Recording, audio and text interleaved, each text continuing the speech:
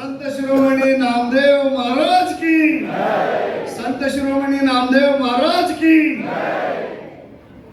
ಸಂತೋಷ.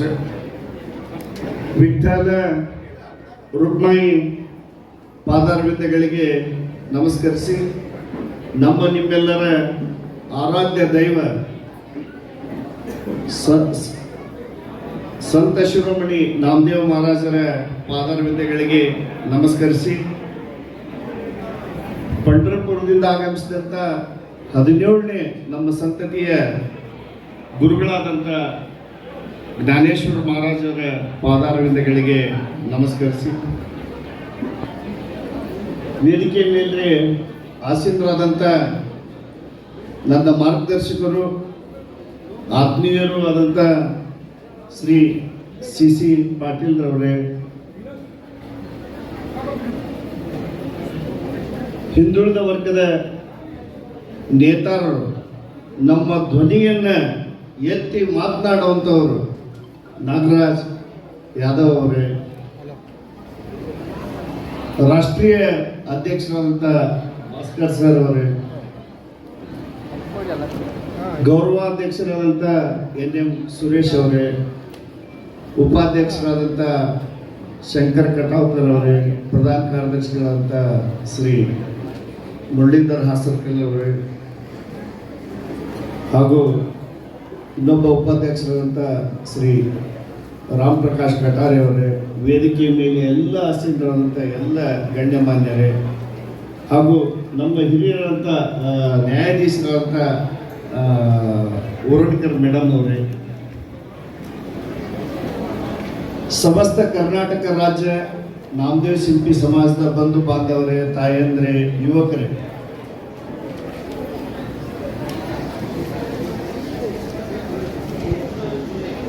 ಇದು ಒಂದು ಸುವರ್ಣ ಅಕ್ಷರದಲ್ಲಿ ಬರೆದಿರುವಂಥ ದಿನವಾಗಿದೆ ನಮಗೆಲ್ಲರಿಗೂ.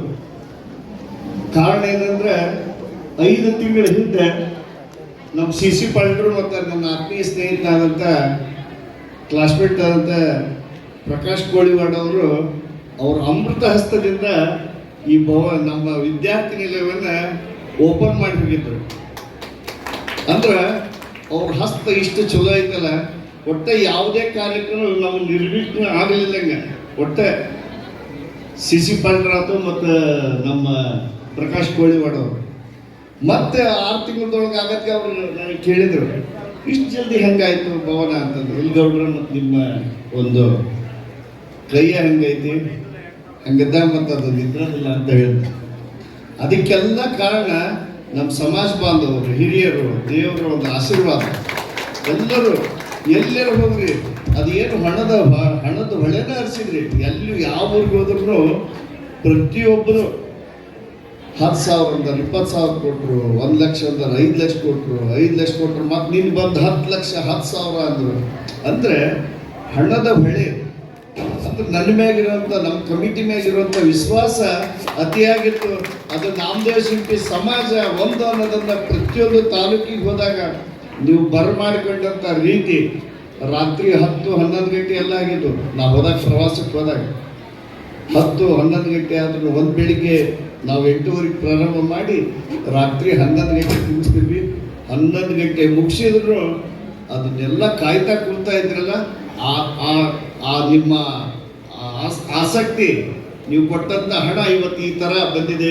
ಇದಕ್ಕೆಲ್ಲ ಕಾರಣೀಭೂತರು ನಮ್ಮ ಸಮಸ್ತ ಕರ್ನಾಟಕ ರಾಜ್ಯದ ನಾಮದೇವ ಶಿಲ್ಪಿ ಸಮಾಜದವರು ಹಾಗೂ ಸರ್ಕಾರದಿಂದಲೂ ನಮ್ಗೆ ಸ್ವಲ್ಪ ಬಂದಿಲ್ಲ ಅಂತ ಹೇಳೋದಿಲ್ಲ. ಆದ್ರೆ ಮುಖ್ಯಮಂತ್ರಿಗಳು ಇನ್ನೂ 1 ಕೋಟಿ ಕೊಟ್ಟ ಬರ್ತದೆ ಅಂತ ಹೇಳಿದ್ರು. ಇವತ್ತು ಆರೋಗ್ಯದಲ್ಲಿ ಏನೋ ಸ್ವಲ್ಪ ಏರ್ಪೇರ್ ಆಗಿದ್ದಕ್ಕೆ ಅವ್ರು ಬರಲಿಲ್ಲ. ಅವ್ರ ಪರವಾಗಿ ಈಗ ನಮ್ಮ ನಾಗರಾಜ್ ಯಾದವ್ ಸರ್ ಮಾತಾಡಿ ಅದನ್ನೆಲ್ಲ ಸರಿಯಾಗಿ ನಮ್ಮ ಧ್ವನಿಯನ್ನು ಸೇರಿಸುವಂಥ ಒಬ್ಬ ವ್ಯಕ್ತಿ ಅಂದರೆ ಅದು ನಾಗರಾಜ್ ಯಾದವ್ ಅವರು ಅಂತ ನಾನು ಹೇಳ್ತೀನಿ. ಯಾಕಂದ್ರೆ ತೀರ್ಥ ಹಂಗೆ ಆಗೋದಿಲ್ಲ. ಯಾರು ಹೇಳಬೇಕು, ಯಾರು ಕೊಡಬೇಕು, ಅದು ಕೊಟ್ಟಾಗನ ತೀರ್ಥ ಆಗ್ತದೆ.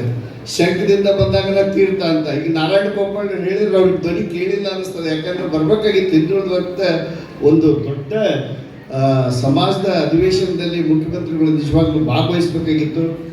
ನಾನು ಅವ್ರು ಭಾಗವಹಿಸ್ತಾರೆ ಅಂತಂದೇಳಿ ಭಾಳ ಅಪೇಕ್ಷೆ ಪಟ್ಟಿದ್ದೆ. ಯಾಕಂದ್ರೆ ನಾ ಬಂದೇ ಬರ್ತೇನೆ, ನಿನಗೆ ₹1,00,00,000 ಕೊಟ್ಟು ಬರ್ತೇನೆ ಅಂತ ಹೇಳಿದ್ರು.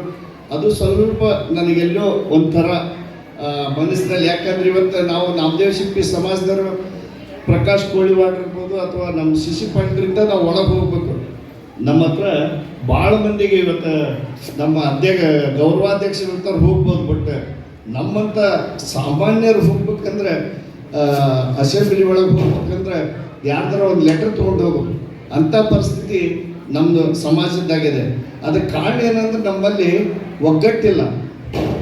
ಇನ್ನಾದರೂ ಒಗ್ಗಟ್ಟಾಗಬೇಕು. ಎಲ್ಲ ಸೇರಿ ಒಗ್ಗಟ್ಟಾದಾಗ ನಮ್ಮ ಧ್ವನಿಯನ್ನು ನಾಗರಾಜ್ ಯಾದವ್ ಅವರು ಹೇಳಬೇಕು, ಅಲ್ಲಿ ಕೂಗಿ ಹೇಳ್ಬೇಕು. ನಾಮದೇವ್ ಈ ಸಮಾಜಕ್ಕೂ ಒಂದು ಗೌರವ ಸಿಗಬೇಕಲ್ಲಿ. ಎಲ್ಲಿ ವಿಧಾನಸಭೆಯಲ್ಲಿ ನಮ್ಗೆ ಒಂದು MLC ಆಗಲಿ, ಒಂದು ಕೆಲವೊಂದು ನಮ್ಮ ಬೇಡಿಕೆಗಳದು. ಅಂದರೆ ನಮ್ಮ ದಿಲ್ಲಿ ಮಠ ಎಲ್ಲ ತಾಲೂಕಿನಲ್ಲಿ ಇವತ್ತು ಉಪಮುಖ್ಯಮಂತ್ರಿಗಳಿಂದ ನಾನು ಹೇಳ್ಬೇಕಂತ ಮಾಡಿದ್ದೆ, ಎಲ್ಲ ತಾಲೂಕಿನಲ್ಲೂ ನಾಮದೇವ್ ಭವನ ಕಟ್ಟಬೇಕು. ನಾಮದೇವ್ ಭವನಗಳು ಪ್ರತಿಯೊಂದು ರಾಜ್ಯದ ತಾಲೂಕಿನಲ್ಲಿ ನಾಮದೇವ್ ಭವನಗಳು ಆಗಬೇಕು ಅಂತಂದೇಳಿ ಒತ್ತಾಯ ಮಾಡಲಿದ್ದೀವಿ ಅಂತ ನಾವು. ಬಟ್ ಮುಖ್ಯಮಂತ್ರಿಗಳು ಇಲ್ಲ, ಆ ಧ್ವನಿಯನ್ನು ನಾಗರಾಜ್ ಯಾದವ್ ಸಾಹೇಬ್ ಮುಟ್ಟಿಸ್ಬೇಕು ಅಂತಂದು ಹೇಳ್ತೀನಿ. ಅದೇ ರೀತಿ ನಮಗೊಂದು ನಿಗಮ ಮಂಡಳಿ ಬೇಕಾಗಿದೆ. ನಮ್ಮ ಸಮಾಜಕ್ಕೆ ಎಲ್ಲವಕ್ಕೂ ನಿಗಮ ಮಂಡಳಿ ಅದಾವೆ. ಬಟ್ ನಮ್ಮ ನಾಮದೇವ್ ಶಿಲ್ಪಿ ಸಮಾಜಕ್ಕೆ ನಿಗಮ ಮಂಡಳಿ ಇಲ್ಲ. ನಿಗಮ ಮಂಡಳಿನೂ ಆಗ್ಬೇಕು ಅಂತಂದೇಳಿ ಈ ವೇದಿಕೆಯಲ್ಲಿ ನಾನು ಹಿರಿಯರಲ್ಲಿ ಒತ್ತಾಯ ಮಾಡ್ತೀನಿ. ಅದೇ ರೀತಿ ನಮ್ಮ ಶಿಕ್ಷಣ ಸಂಸ್ಥೆಗಳೇ ಇಲ್ಲ. ನಮ್ಮ ಯಾವ್ಯಾವಿಲ್ಲ, ಇಂಜಿನಿಯರಿಂಗ್ ಇಲ್ಲ, ವೈದ್ಯಕೀಯ ಇಲ್ಲ, ಪಾಲಿಟೆಕ್ನಿಕ್ ಇಲ್ಲ. ಇಂಥ ಕಾಲೇಜ್ಗಳಿಗೆ ಪರ್ಮಿಷನ್ ಕೊಡಿಸುವಂಥ ಒಂದು ವ್ಯವಸ್ಥೆಯನ್ನು ನಾಗರಾಜ್ ಯಾದವ್ ಹಿಂದುಳಿದವರು ಮತ್ತು ಶಿಶಿ ಪಾಟೀಲ್ರು ಮತ್ತು ನಮ್ಮ ಆತ್ಮೀಯ ಸ್ನೇಹಿತರಂತ ಪ್ರಕಾಶ್ ಕೋಳಿವಾಡ್ ಅವರು ಪ್ರಯತ್ನ ಪಡಬೇಕು ಅಂತಂದೇಳಿ ಅವರಲ್ಲಿ ಮನವಿಯನ್ನು ಮಾಡ್ತೀನಿ. ಅದೇ ರೀತಿ ಇವತ್ತು ಇದ್ರ ಹಿಂದುಗಡೆ ಸಾಕಷ್ಟು ಕೆಲಸ ಮಾಡಿದ್ದಾರೆ. ನಮ್ಮ ರಾಮ್ ಪ್ರಕಾಶ್ ಇರ್ಬೋದು, ನಮ್ಮ ಇಡೀ ತಂಡ, ಬೆಂಗಳೂರಿನ ಇಡೀ ತಂಡ ಇರ್ಬೋದು. ಈ ಒಂದು ಸುಂದರವಾದ ಭವನ ಬರ್ಬೇಕಂದ್ರೆ ನಮ್ಮ ದಾವಸ್ಕರ್, ಸತೀಶ್ ದಾವಸ್ಕರ್ ನಿಜವಾಗ್ಲೂ ಜೋರಾದ ಚಪ್ಪಾಳೆ ಕಟ್ಟಿದ್ರೆ ಅವರು ತಮ್ಮ ಈ ಭವನವನ್ನು ನಾವು ಎಷ್ಟು ಕೊಟ್ಟ ದುಡ್ಡು ಅಷ್ಟು ಇಸ್ಕೊಂಡು ಮತ್ತು ಆಮೇಲೆ ಇಸ್ಕೊಳ್ತೇನೆ ಅಂತಂದು ಹೇಳಿ ತಮ್ಮದೇ ಆದ ಕೊಡುಗೆಯನ್ನು ನಮಗೆ ಆಫೀಸು ಮತ್ತು ದೇವಸ್ಥಾನವನ್ನು ಫ್ರೀಯಾಗಿ ಕಟ್ಟಿಕೊಟ್ಟಿದ್ದಾರೆ. ಯಾರು ನಮ್ಮ ಸತೀಶ್ ದಾವಸ್ಕರ್ ಅವರ ಕುಟುಂಬ. ಈ ರೀತಿ ಎಲ್ಲ ಮುಂದೆ ಬಂದಾಗ ಎಲ್ಲರೂ ದುಡ್ಡು ಕೊಟ್ಟಾಗ ಈಗ ದಿವಸ ಕನಿಷ್ಠ 4-5 ಲಕ್ಷ ಕೌಂಟರ್ನಲ್ಲಿ ಬರ್ತಾ ಇದೆ. ಇದಕ್ಕೆ ಕಾರಣ ಏನು ಅಂದ್ರೆ ನಮ್ಮ ಸಮಾಜ, ನಮ್ಮ ಹೆಮ್ಮೆ ಅನ್ನೋದೆಲ್ಲರಿಗೆ ಬಂದಿದೆ. ನಮ್ಮ ಸಮಾಜ, ನಮ್ಮ ಹೆಮ್ಮೆ, ನಮ್ಮ ಸಮಾಜ ಬೆಳಿಬೇಕಪ್ಪ ಅನ್ನೋದೆಲ್ಲ ಬಂದಿದೆ. ಉಪಾಧ್ಯಕ್ಷರಾದಂಥ ರಾಮ್ ಪ್ರಕಾಶ್ ಕಟೇರ್ ಅವರು ಇವತ್ತೊಂದು ಭಾಳ ಒಳ್ಳೆ ಸಂದೇಶವನ್ನು ನೀವು ಕೊಟ್ಟರು. ಇದರಿಂದ ಇನ್ನು ಮೇಲೆ ಪ್ರತಿ ವರ್ಷ ನಮಗೆ ಕೋಟಿಗಟ್ಟಲೆ ಆದಾಯ ಬರ್ತದೆ. ಆದ್ರೆ ನಾವು ಹೋಗಿ ಡಿಪಾಸಿಟ್ ಅಂತ ಇಡೋದಿಲ್ಲ. ನಾವು ಈ ಕಮಿಟಿಯನ್ನು ಮುಂದಿನ ದಿನಗಳಲ್ಲಿ ಯಾವ ಊರಿನೊಳಗೆ ಡೆವಲಪ್ಮೆಂಟ್ ಮಾಡೋದಿದೆ, ಯಾರಿಗೆ ಆರ್ಥಿಕ ಸಬಲೀಕರಣ ಇಲ್ಲ, ಯಾರಿಗೆ ದೇವಸ್ಥಾನ ಇಲ್ಲ. ಸುಮಾರು ಇವತ್ತು ನಾನು ಹಾವೇರಿಯಲ್ಲಿ ನೋಡಿದೆ, ಇನ್ನು ದೇವಸ್ಥಾನವೂ ಇಲ್ಲ, ಒಂದು ಜಗನೂ ಇಲ್ಲ ಹಾವೇರಿ ಅಂತ ಡಿಸ್ಟಿಕ್ಕಿಗೆ. ಅದು ಭಾಳ ಖೇದ ಅನಿಸ್ತದೆ ನನಗೆ. ಅಂದರೆ ರಾಜ್ಯವ್ಯಾಪಿ ನಾನೀಗ ಅಡ್ಡಾಡಿ ಬಂದಾಗ ಎಲ್ಲೆಲ್ಲಿ ಏನೇನಾಗಿದೆ, ಎಷ್ಟು ಕಷ್ಟ ಇದೆ, ಯಾರಿಗೆ ಏನು ನೋವಿದೆ, ಅದು ಸ್ವಲ್ಪ ಮಟ್ಟಿಗೆ ಕೇವಲ 95% ತಿಳ್ಕೊಳ್ಳಿಲ್ಲ, ಒಂದು 5% ಮಾತ್ರ ತಿಳ್ಕೊಂಡಿದ್ದೀನಿ. ಆದರೆ ಇನ್ನೂ ಕೆಲವೊಂದು ಊರುಗಳಿಗೆ ನಾನು ಹೋಗೋಕ್ಕಾಗಲಿಲ್ಲ. ಅದಕ್ಕೆ ನಾನು ಅವ್ರಿಗೆ ಕ್ಷಮೆಯನ್ನು ಈ ಮೂಲಕ ಕೋರ್ತೇನೆ. ಸಮಸ್ತ ಕರ್ನಾಟಕ ರಾಜ್ಯ ಸಮಾಜದ ಎಲ್ಲ ಊರಿಗೆ ಹೋಗೋಕ್ಕಾಯ್ತು. ಲಾಸ್ಟಿಗೆ ಚಿಕ್ಕೋಡಿಗೆ ಹೋದ್ಮೇಲೆ ಆರೋಗ್ಯದಲ್ಲಿ ಭಾಳ ವ್ಯತ್ಯಾಸ ಆಯ್ತು. ಒಂದು 4-5 ಊರು ಅವು ಕೊಪ್ಪಳ ಇರ್ಬೋದು, 5-6 ಊರು ಜಮಖಂಡಿ, ಮುಧೋಳ, ಆ ಕಡೆ ಹೋಗೋಕ್ಕಾಗಲಿಲ್ಲ. ಅವ್ರಿಗೆಲ್ಲರಿಗೂ ಯಾವ ಊರಿಗೆ ಬಂದಿಲ್ಲ ನಾನು ಅವರೆಲ್ಲ ಸಮಸ್ತ ಆ ಊರಿನ ಎಲ್ಲ ಪ್ರಮುಖರಿಗೆ ನನ್ನ ಕ್ಷಮೆಯನ್ನು ಕೊಡ್ತೀನಿ. ಮತ್ತು ಇವತ್ತೆಲ್ಲ ತಾಲೂಕಿನಿಂದ, ಸಮಸ್ತ ಎಲ್ಲ ತಾಲೂಕಿನಿಂದ ಬಂದಿದ್ದೀರಿ. ನಿಮಗೆಲ್ಲರಿಗೂ ಒಂದು ಹೃದಯಪೂರ್ವಕವಾದಂಥ ಧನ್ಯವಾದಗಳನ್ನು ನಾನು ಹೇಳಲಿಕ್ಕೆ ಇಷ್ಟಪಡ್ತೀನಿ ಎಲ್ಲರೂ. ಮತ್ತು ಇನ್ನೂ ಒಂದೇನಪ್ಪ ಅಂದ್ರೆ, ನಾನು ಪ್ರಾಮಾಣಿಕವಾಗಿ ಇವತ್ತಿಲ್ಲಿ ನಿಂತ್ಕೊಂಡೇನೆ ಅಂದರೆ 2 ವರ್ಷದ ಹಿಂದೆ ನನಗೇನು ಪ್ರಮಾಣ ವಚನ ಬೋಧಿಸಿದಂಥ ನಮ್ಮ ಜಡ್ಜ್ ರೇಡ್ಕೆ ಅವರು ನನಗೊಂದು ಪ್ರಮಾಣವನ್ನು ಹೇಳಿದ್ರು, ಸರಿಯಾಗಿ ನೀವು ಕೆಲಸ ಮಾಡಬೇಕು, ಇಲ್ಲ ಅಂದ್ರೆ ನೋಡಿ ಕೋಪಳ್ಳವರು 14 ವರ್ಷ ವನವಾಸ ಆದಂಗೈತಿ, ಈಗಿನ ಆಗಬಾರ್ದು ಸರ್. ಸ್ವಲ್ಪ ಅಲ್ಲೇ ನಮ್ಮ ರೇಡ್ಕೆ ಜಡ್ಜ್ ಇವತ್ತು ಅವರು ಬಂದಿದ್ದಾರೆ. ತಗೊಂಡು ಹೋಗ್ಬೇಕಂದ್ರೆ ನಾವೆಲ್ಲರೂ ಒಂದಾಗಿರ್ಬೇಕು, ಒಂದಾಗಿ ಹೋಗ್ಬೇಕು. ಒಂದು ಮಾತು ಹೆಚ್ಚು ಬರ್ತದೆ, ಒಂದು ಮಾತು ಕಮ್ಮಿ ಬರ್ತದೆ. ನಾನು ಕೆಲವೊಂದು ಯಾವುದೇ ತಪ್ಪು ಮಾಡಿರ್ಬೋದು, ಅದನ್ನು ಕ್ಷಮೆ ಮಾಡಿರಿ. ಅದನ್ನು ಎಲ್ಲಿಯಾದರೂ ತಪ್ಪು ಆಗದೆ ಮನುಷ್ಯ ಆದಮೇಲೆ ಪ್ರತಿಯೊಬ್ಬರು ಸಮಾಜದಲ್ಲಿ ಒಂದು ಮಾತು ಹೆಚ್ಚಿರ್ತದೆ, ಒಂದು ಮಾತು ಕಮ್ಮಿ ಇರ್ತದೆ. ಅದನ್ನೆಲ್ಲ ಕ್ಷಮೆ ಮಾಡಿರಿ ಅಂತ ಹೇಳ್ತಾ, ಮತ್ತು ನಮ್ಮ ಶ್ರೀಮತಿಯವರು ಇಲ್ಲೇ ಇದ್ರಿ ಕುತ್ಕೊಂಡಾರ, ಅವ್ರಿಗೆ ಒಂದು ನಾನು ಥ್ಯಾಂಕ್ಸ್ ಹೇಳಬೇಕು. ಯಾಕಂದ್ರೆ ನಾನು ಇಷ್ಟೆಲ್ಲ ಅಡ್ಡಾಡ ನಾನು ಒಂದು ಗುರಿ ಮತ್ತು ಒಂದು ಬಿಸ್ನೆಸ್ ಮಾಡ್ಕೊತ ಹೊಂಟಾಗ ಬರೀ ಬಿಸ್ನೆಸ್ ಮಾಡಿ ಮನೆಗೆ ಮಾಡಿದೆ.